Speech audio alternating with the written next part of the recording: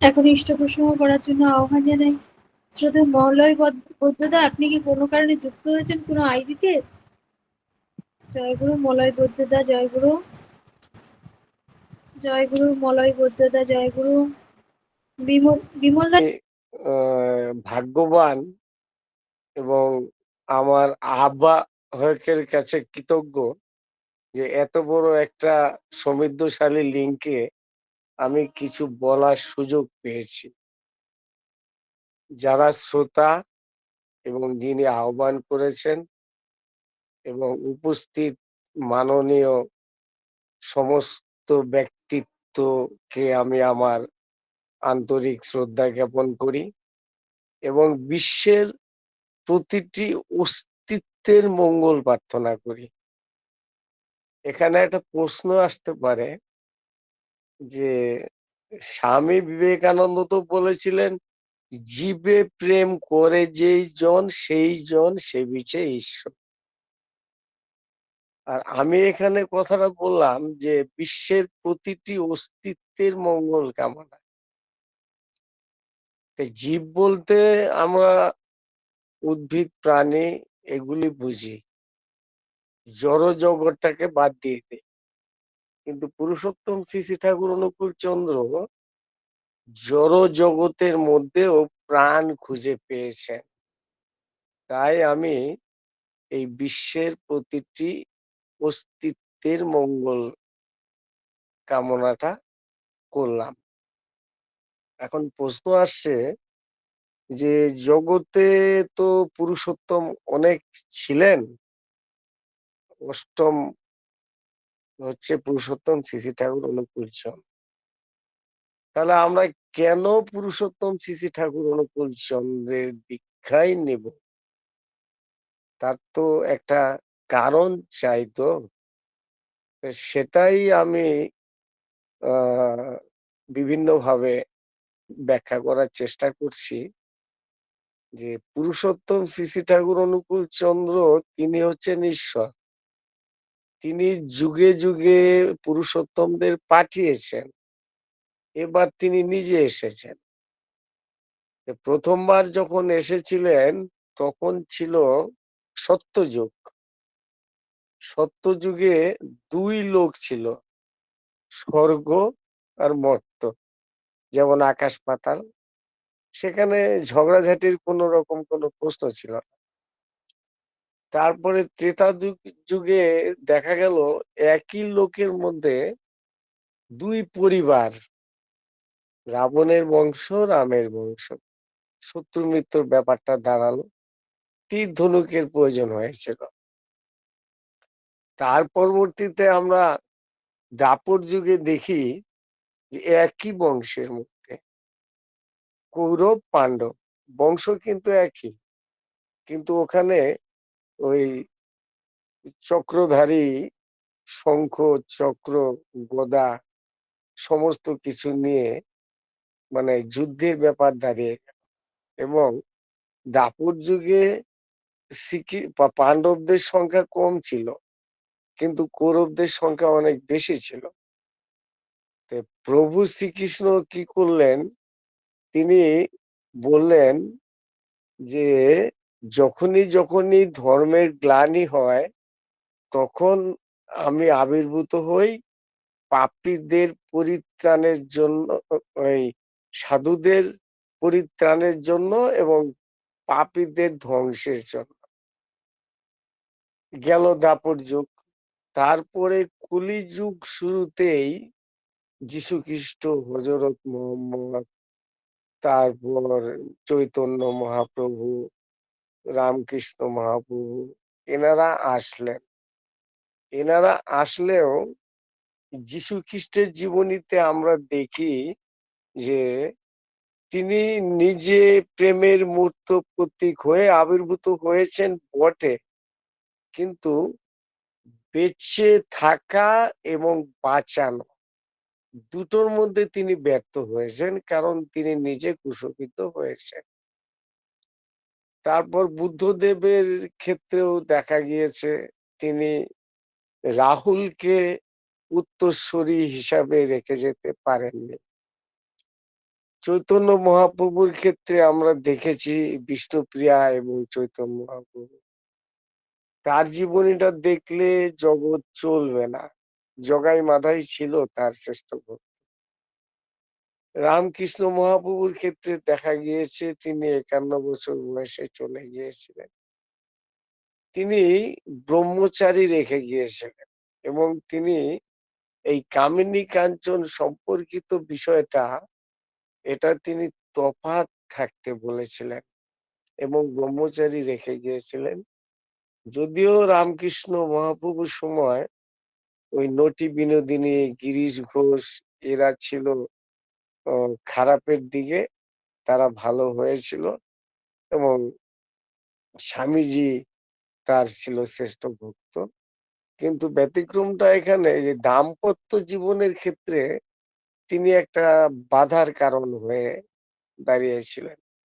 এই ক্ষেত্রে আমি একজন ভক্তের নাম বলছি, শিলাদিত্য মহারাজ। শিলাদিত্য মহারাজ রামকৃষ্ণ মহাপ্রভুর শিষ্য ছিল। তিনি ব্যাপারটা বুঝতে পেরেছিলেন। বুঝতে পেরে তিনি কিন্তু পুরুষোত্তম শ্রী ঠাকুর অনুকূল চন্দ্রের দীক্ষা নিয়েছিলেন এবং তারই দীক্ষিত ছিল আমাদের প্রফুল্ল দাস। ওদিকে যাচ্ছি না। তা আমি পুরুষোত্তম শ্রী ঠাকুর অনুকূল চন্দ্রের দীক্ষা কেন নেব, এটা আমি যুক্তি দিয়ে বোঝানোর চেষ্টা করছি যে পূর্ববর্তী পুরুষোত্তমরা উত্তরসূরি রেখে যেতে পারেননি, কিন্তু বর্তমান পুরুষোত্তম শ্রী ঠাকুর অনুকূল চন্দ্র প্রথমেই সত্যানুসরণের মধ্যে তিনি বলেছেন যে ভারতের অবনতি তখন থেকেই শুরু হয়েছে, ডিজেনারেশন, যখন থেকে ভারতবাসীর কাছে অমূর্ত ভগবান মূর্ত হয়ে উঠেছে, ঋষি বাদ দিয়ে ঋষি বাদের উপাসনা শুরু হয়েছে। হে ভারত, যদি ভবিষ্যৎ কল্যাণকে আহ্বান করো, পূর্ব পূর্ব পুরুষোত্তমের প্রতি শ্রদ্ধা সম্পন্ন হও এবং বর্তমান পুরুষোত্তমের প্রতি আসক্ত হও।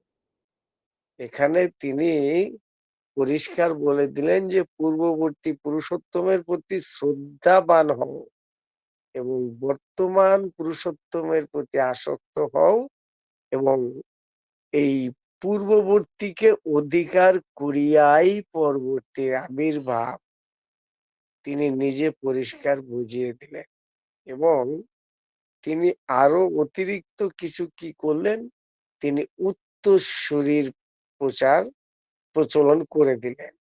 কারণ তিনি এসেই সহজভাবে তিনি বলে দিলেন যে সদ্গুরু শরণাপন্ন হও, সৎনাম মনন করো, সৎসঙ্গের আশ্রয় গ্রহণ করো, আমি নিশ্চয় বলছি তোমাকে আর তোমার উন্নয়নের জন্য ভাবতে হবে না। একটা সহজ কথা বলে দিলেন, নিশ্চিন্ত করে দিলেন। এত সহজ বাণী পূর্বে ছিল না। তারপরে তিনি বলে দিলেন যে দীক্ষা নিয়েই শিক্ষা ধরিস, আচার্যকে করে সার, আচরণী বোধচয়নে জ্ঞানের সাগর হবি পার। আবার তিনি দেব দেবীদের পুজো অর্চনা করতে বারণ করেননি, কিন্তু তিনি বললেন কি যে দেব দেবতা হাজার ধরিস, আচার্য যার ইষ্ট নয়, স্পষ্টতর বুঝে রাখিস, জীবন চলার নেহাত ভয়।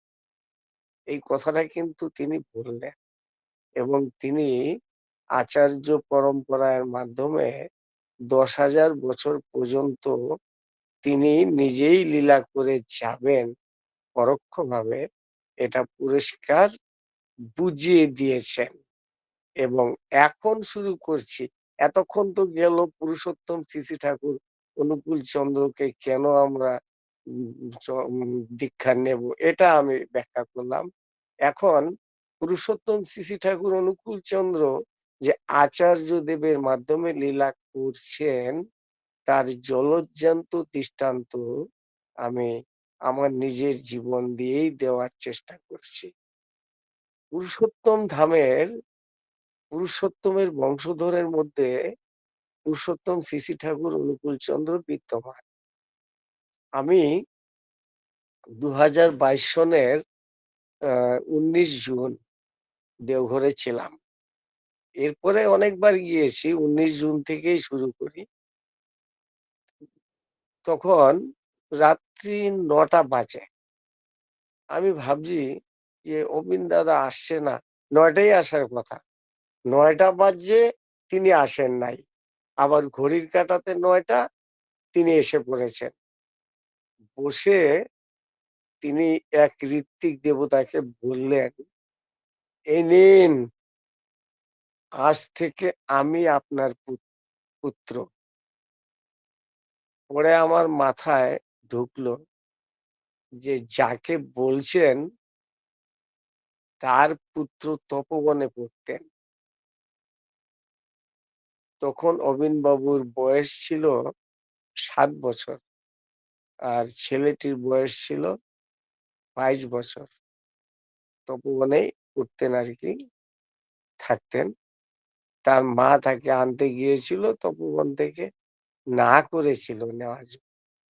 যাই হোক, পরে ফিরিয়ে দেবে বলে নিয়ে এসেছিল। ছেলেটি অ্যাক্সিডেন্টে মারা যায়, বীভৎস অ্যাক্সিডেন্টে আসার পরেই।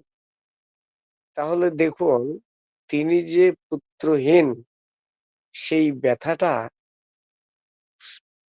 15 বছর পর সেই ব্যথাটা কিন্তু অবিন দাদা বুঝিয়ে দিলেন ঋত্বিক দেবতাকে এবং মোবাইল নাম্বারটা দিয়ে দিলেন।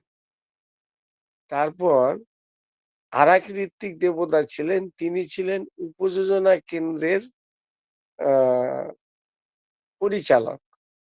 তো ওনার সম্বন্ধে স্থানীয় কিছু ব্যক্তিদের মধ্যে একটু বিবাদ ছিল আর কি।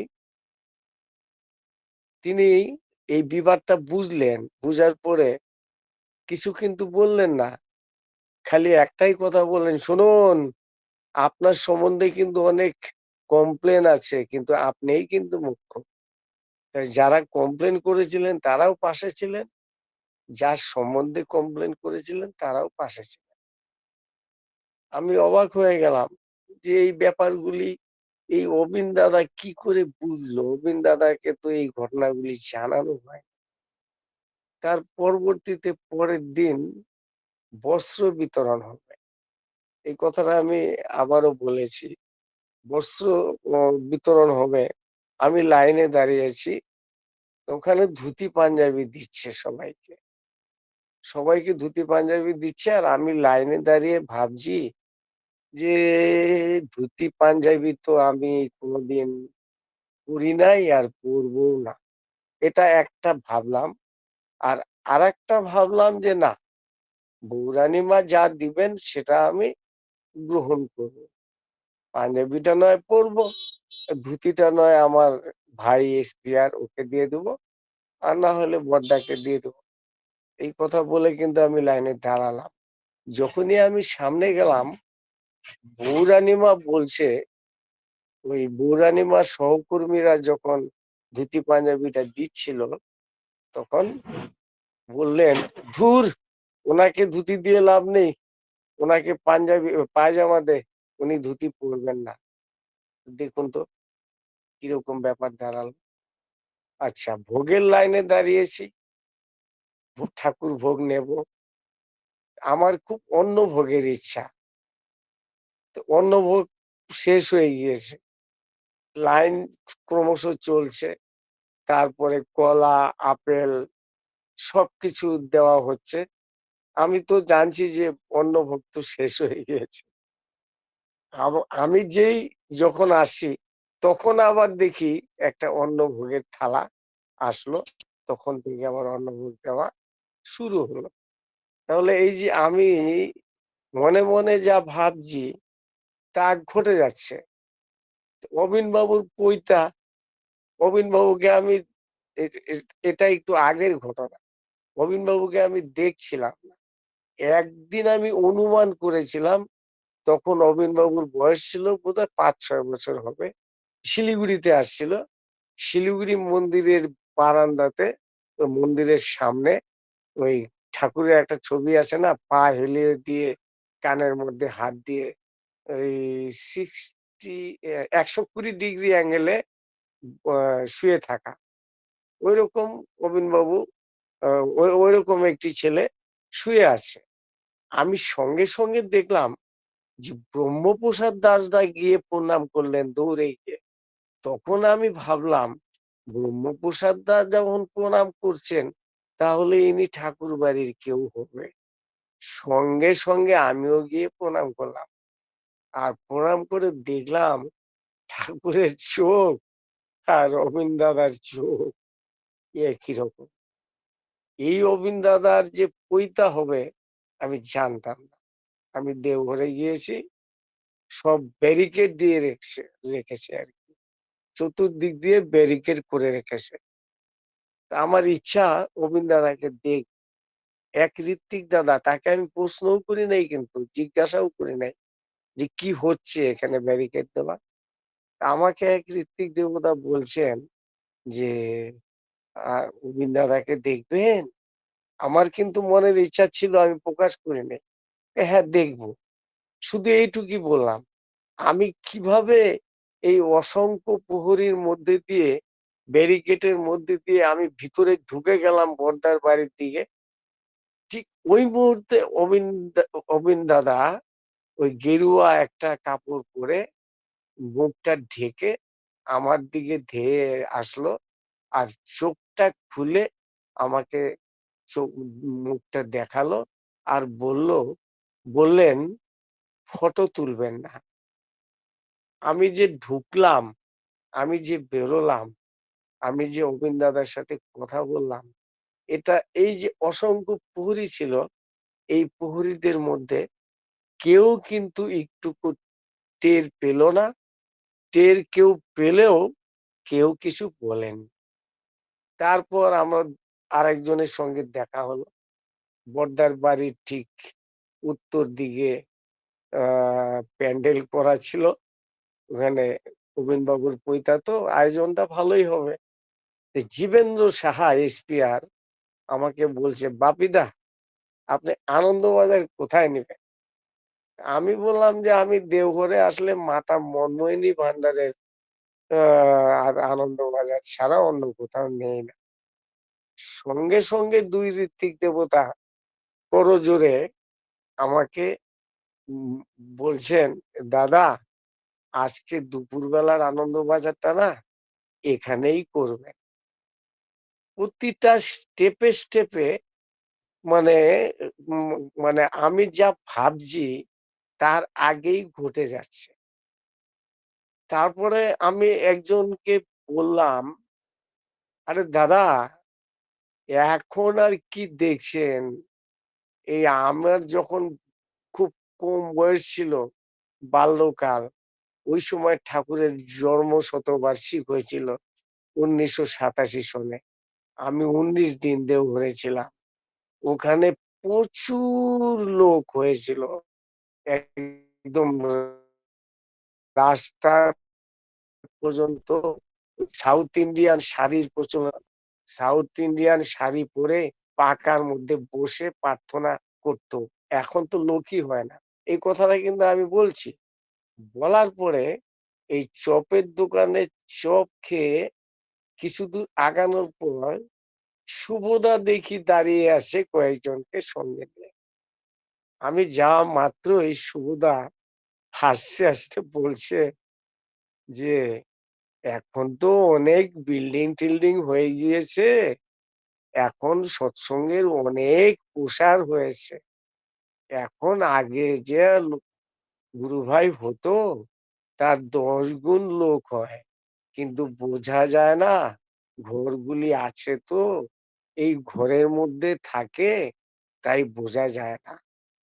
গুরুভাই কিন্তু আগের থেকে অনেক বেশি হয়।" তাহলে আমি যখন কথাগুলি বলছিলাম তখন তো শুভদা আমার কাছে ছিল না।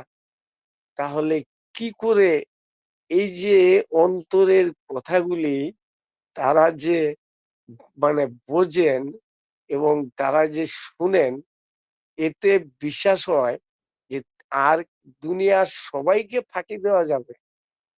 আমাকে ফাঁকি দিতে পারবো, আমার পরিবারকে ফাঁকি দিতে পারবো। তাদেরকে ফাঁকি দেওয়া যাবে না। তারপরে কি হলো আরেকবার, তখন ওই আনন্দবাজার ভবনটা হচ্ছিল, হয়নি কিন্তু। আমি মাতা মনমোহিনী ধামের ওই উম উত দক্ষিণ দিকের মেইন মাতা মনমোহিনী ধাম আগের আরকি। ওখানে আমি আনন্দবাজারের প্রসাদ গ্রহণ করার জন্য বসেছি। আমি ভাবছি যে আচ্ছা আমরা তো এই আনন্দবাজার গ্রহণ করি। ঠাকুর পরিবার কি এই আনন্দবাজারই গ্রহণ করেন? আপনারা ভাবলে বিশ্বাস করবেন না, সঙ্গে সঙ্গে পরম পূজ্যপাদ শ্রী শ্রী আচার্যদেব আমার পাশে বসে আনন্দবাজার গ্রহণ করলেন। আমি জীবনে ভুলবো না। আমার পাশে। আমার প্যান্ট আর আচার্যদেবের জামা লেগে গেছে। অভিমন্যু রেড্ডি দাদা এই আচার্যদেবকে এই প্রসাদ দিলেন আর আমাকে অন্য ব্রাহ্মণরা দিয়েছিলেন। এরপরেও এতটা আমরা মানে আ অভিভূতি বা অনুভূতি হওয়া সত্ত্বেও আমরা কিন্তু আমরা বলতে আমরা তো বলতে পারি না, আমার কথা বলি যে তারা প্রতি পদক্ষেপে পলকে, পলকে বুঝতে পারছে যে রণে, বনে, জলে, জঙ্গলে তিনি আছেন। কিন্তু তিনি আছেন আবার তিনি থাকেন না। এই কথাটা কিন্তু বলতে আমি বাধ্য হচ্ছি। কারণ যেহেতু নাম দেন স্বস্তির যোগ্য আমরা সবাই। নাম আর নামই অভেদ। নাম আর নামই অভেদ। নাম যদি চলতে থাকে তাহলে নামই পুরুষ সঙ্গে থাকে। অজপা নাম যদি চলতে থাকে তাহলে নামী পুরুষ সঙ্গে থাকে। অজপা নাম যদি না চলে তাহলে নামী পুরুষ কিন্তু সঙ্গে থাকে না। আর অজপা নামটা চললেই আমাদের যে উষায় নিশায় মন্ত্র সাধনটা করি ওটার মধ্যে মনোসংযোজনটা বেশি হয়। এটা আমি আ একদম পরিষ্কার আচার্যদেবের শ্রী শ্রী ঠাকুরের কথা এটা। এখন প্রশ্নটা হচ্ছে যে আমাদের যদি আমরা অজপা নামটা চালিয়ে যাই আর অন্তরে যদি বিশ্বাস রাখি, ওই কপটতা থাকলে হবে না। হ্যাঁ, মানুষ খারাপ ভালো হতে পারে। অনুলোম, প্রতিলোম, মদ, গাঁজা, ভাং, জুয়া যাই হোক না কেন, যদি মনটা পরিষ্কার থাকে, মনের মধ্যে যদি কপটতা না থাকে এবং যদি পুরুষোত্তমকে বিশ্বাস করে করা যায় তাহলে পুরুষোত্তমের ধামের একটা ঘাসের মধ্যে থেকেও দয়া পেয়ে যাবে। এই যে আমার গতকালকে একটা ঘটনা ঘটে গেল। আমি ৭ দিন যাবৎ এত কাশি, এই কাশি ডাক্তাররা ঠিক করতে পারবে না। নাক মুখ দিয়ে জল আর ২৪ ঘন্টা কাশি। ঘুম নাই। আমি খালি নাম করেই যাচ্ছি, নাম করেই যাচ্ছি। অনবরত নাম করেই যাচ্ছি। কালকে দুপুর ১২ টায় জলপাইগুড়ির এক গুরু ভাই আয়ুর্বেদিক রিপ্রেজেন্টেটিভ আমার কাঠের গোলায় এসে উপস্থিত। উপস্থিত উনি আমাকে জয়গুরু দিলেন। জয়গুরু দিয়ে আমার সাথে একটু কথাবার্তা বললেন। আমাকে ৩ টে ফাইল দিলেন। ৩ টে ফাইল দেওয়ার পর আমি ভাবছি অনেক টাকা দাম হবে। তাই আমি বললাম, "দাম কত?" "আরে দামের কথা ছাড়েন।" আমাকে বলল। "না দাম তো দিতেই হবে। মূল্য ছাড়া তো ওষুধের গুণ হবে না। তো পরে দিয়েন।" আমি বলি, "না, না, না, এখনই নিয়ে যান।" উনি আমার থেকে ৳১০০ টাকা নিল। বিশ্বাস করবেন না, ২ ডোজ খাওয়ার পরে এই যে আপনাদের সাথে আমি পরিষ্কার গলায় কথা বলছি। তাই আমি মানুষটা ভালো না। কিন্তু আমার একটা জিনিস আমি কি, আমি হচ্ছি খুব সরল মানুষ।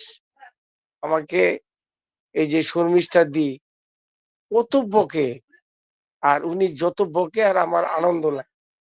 আর উনার বকাটা আমাকে ঠাকুরের কাছে নিয়ে আসে। আর উনি যত আমাকে বকে আর তত আমি বেশি করে যুক্ত হই। এই যে একটা মহামিলন, নাম ধ্যান স্বস্তিযোগ্য আমরা সবাই এই ৩০ তারিখে ১ বছর পূর্ণ হবে। এই পরম আনন্দ কোথায় পাবো? এই আনন্দ পাওয়ার তো অন্য কোনো জায়গা নাই। আনন্দ অনেক রকম হয় তো। কিন্তু ঠাকুরের কথা মেনে যে আনন্দ করাটা, সেই আনন্দ যে সর্বসুখ, এই সর্বসুখটা কিন্তু আমি আজকে এই কথাগুলি বলে আমি সর্বসুখটা কিন্তু পেলাম। আমার নির্ধারিত সময় পরিপূর্ণ হয়ে গিয়েছে। আমি যা বলেছি ১০০ ভাগ সত্য ঘটনা, এবং আপনারা, আমি ঠাকুরকে কেন গ্রহণ করব সেটা বই থেকে মিলিয়ে নেবেন। আর আমার জীবনের কথা সেটা তো আপনারা মিলাতে পারবেন না। ঠাকুর জানে আর আমি জানি। জয়গুরু, প্রত্যেকে ভালো থাকবেন। আরেকদিন আমি বলবো, সেটা রাজধানী মেলের মতন বলবো। তখন কিন্তু জগতের সমস্ত মানুষ আমার কথার উপর ভিত্তি করে এক ছাতার মধ্যে একদিনে চলে আসবে। আমি প্রস্তুতি নিচ্ছি। জয়গুরু, সবাই ভালো থাকবেন। জয় গুরু দাদা, জয় গুরু। আসলে শাসন করা তারই সাজে, সোহাগ করে যে। মানে আপনার উপরে আধিপত্য দেখাতে পারি কেন, আপনি সেই অধিকার দিয়েছেন বলেই আধিপত্য দেখাই। খুব সুন্দর করে আমার শ্রদ্ধেয় দাদা আলোচনা, মানে হঠাৎই আমি দেখলাম যে মলয় বৈদ্যদা নেই। শ্রদ্ধেয় বিমল দাও কাজে ব্যস্ত, আর দীপক দাও জয়েন করলেন। হঠাৎই ডাকলাম, এই হচ্ছে তার লীলা, তিনি করান, আমরা তো নিমিত্ত। খুব সুন্দর করে আলোচনা করছিলেন যে কেন শ্রী শ্রী ঠাকুর অনুকূল চন্দ্রের কাছে আমরা দীক্ষা নেব। তিনি কলিযুগে এসছেন, আর কলিযুগে এই কলিহত প্রাণকে রক্ষা করার জন্যই তিনি এসছেন। সত্যযুগে আমরা দুটো ভাগ দেখেছি, যে একটা স্বর্গ, একটা মর্ত। সেখানে দেবতা আর অসুররা ছিল। তো সেখানে তাদের মধ্যে লড়াই ছিল। কিন্তু দ্রাপর যুগে, ত্রেতা যুগে কি দেখলাম, যে দুটো পরিবার দেখলাম, রাম আর রাবণ। আর দাপরে দেখলাম একই বংশে, যে কৌরব পাণ্ডব। আর কলিযুগে আমরা কিন্তু প্রতিটি ঘরে ঘরে এবং প্রতিটি মানুষের অন্তরেও আমরা মানে একটা হচ্ছে মানে অসুর ভাব, আর হচ্ছে একটা হচ্ছে দেব ভাবে আমরা দেখতে পাচ্ছি। খুব সুন্দর করে আমার শ্রদ্ধেয় দাদা আলোচনা এটা দিয়ে শুরু করেছিলেন। তারপরে বলছিলেন যে তিনি যে রেত শরীরে আচার্য পরম্পরায় বিদ্যমান, তার নিজের জীবনে কতগুলো ঘটনা বললেন। আমরা প্রত্যেকেই সমৃদ্ধ হলাম। আর পূর্ববর্তীকে অধিকার করিয়াই তো পরবর্তীর আবির্ভাব হয়। আর তিনি, তার কথাগুলো, আমার অবিন দাদার কথা, আচার্যদেবের কথা, আর নিজের যে ঘটনাগুলো বলছিলেন, আমরা প্রত্যেকেই সমৃদ্ধ হচ্ছি। যে নাম এবং নামই এবং অভেদ, অজপার নাম যদি করি, তাহলে নামই আমাদের সঙ্গে যুক্ত থাকেন। সত্যি সত্যি নামই আমাদের সঙ্গে, প্রত্যেকের সঙ্গে যুক্ত থাকেন, যারা আমরা যুক্ত থাকি। আর যত যুক্ত থাকবো তত মুক্ত হব। আমার শ্রদ্ধা দীপক দা অসাধারণ আলোচনা করেন। সত্যি উনি সরল মানুষ, ওনাকে নিজেকে বলতে হয় না, আমরা জানি দাদা খুব সরল মানুষ। এটা নিয়ে কারোর অস্বীকার করার নেই। দাদা খুব সরল মানুষ এবং ভালো মনের মানুষ। দাদার সার্বিক মঙ্গল প্রার্থনা করি। খুব ভালো থাকুন দাদা, সুস্থ থাকুন। আর আমাদের সঙ্গে তো যুক্ত আছেন, যুক্ত থাকবেন, এই আশায় থাকলাম। পরমপিতা রাতুল চরণে আপনার সার্বিক মঙ্গল প্রার্থনা করি দাদা। জয় গুরু। জয় গুরু। জয় গুরু দাদা। আপনি বলতে পারলেন আপনাকে বকাবকি করি? সত্যি কথা বলতে এটা তো এই এই বলাটার মধ্যেও তো একটা মিষ্টতা আছে না?